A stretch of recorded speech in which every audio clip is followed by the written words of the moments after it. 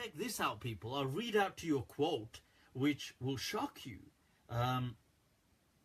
Right, that this is an interesting quote, and it will show you actually what I'm talking about. Check this out. I was coming across this the other day.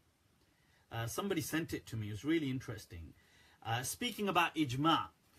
Abu Bakr ibn Abi Dawud al-Sijistani, Abu Dawud's son, Abu Bakr, great scholar, يقول لأصحابه ما تقولون في مسألة اتفق عليها مالك وأصحابه والشافعي وأصحابه والأوزاعي وأصحابه والحسن بن صالح وأصحابه وسفيان الثوري وأصحابه وأحمد بن حنبل وأصحابه.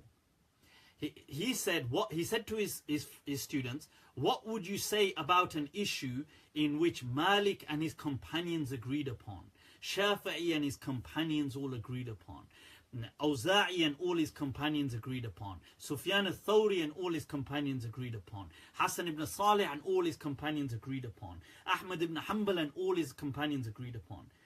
So they said, Ya Abu Bakr, la takunu mas'ala asahhu min hadhihi. They said, oh, Abu Bakr, he was a great muhaddith, there is no mas'ala more sound than that. And check what he said this is. He said, فَقَالَ هَؤُلَاءِ كُلُّهُمْ. He said, all of these have said, اتفقوا, they agreed, على تضليل أبي حنيفة, upon the misguidance of Abu Hanifa. Now look at that. Look at that. Check this out. Ibn al-Jarud, Ibn Abdul Barr brings this in his book about Abu Hanifa, al-Intiqa. Ibn al-Jarud, who was a great scholar, leaning into a Shafi'i thought, and a great muhaddith, wrote in his book, Al-Du'afa wal-Matrukin, those who are rejected narrators.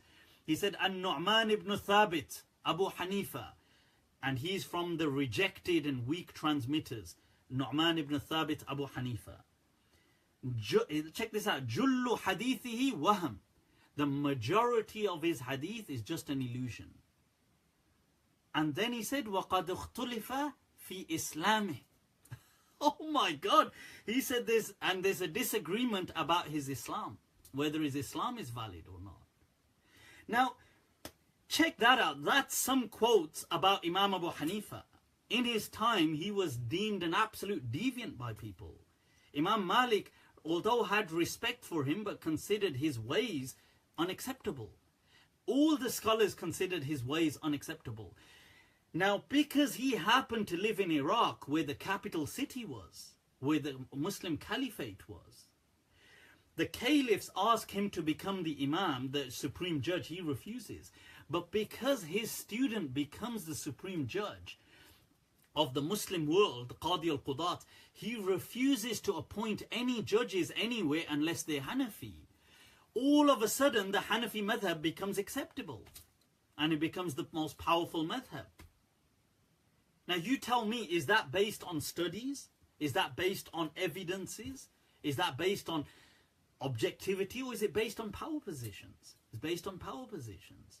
So this is how, you see, in fact, there's an interesting study into how Iran, about 300 years ago, became Shia. Because Iran, if you go look at the history of Iran or Persia, let's say 400, 500 years ago and going backwards, it was not Shia. It was actually Sunni, heavily Shafi'i. How does it become suddenly Shia? So it's interesting. And it becomes suddenly Shia just through politics, because of the Shah and so on, converting and having his beef with the other rulers and so on. So in religion, things are seldom based on pure objectivity. They're usually based on power positions. So that's the kind of thing. But yeah, I thought that's definitely worth mentioning. But it was an interesting and amazing conversation. And I think I'd like to say that, look, the reason I also made an article sharing Doc Imran's article, his Facebook status, that, and his, and by the way, he got a lot of slack for making a Facebook post about me. And people said to him that, oh, how can you? And somebody said on there that, do you know Mufti Layth has got a degree in psychology, so he's manipulating you psychologically to kind of, he's using you to his advantage. People give me so much credit. I wish I was a fraction of what people make me out to be. But yeah, but one thing I did want to say is that the reason I think it was really interesting, especially speaking to people like Doc, and Doc especially, is because he had such a different position from me. And yet you can sit and talk with respect, and you can enjoy each other's company and walk away thinking, you know what, that was a solid kind of sitting, even though we disagree on so many things.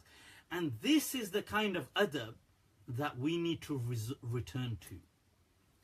So, and that is really the messenger of Allah that Allah is speaking of when he says, وَإِنَّكَ لَعَلَى خُلُقٍ عَظِيمٍ. Indeed, you are upon greatness when it comes to characteristics.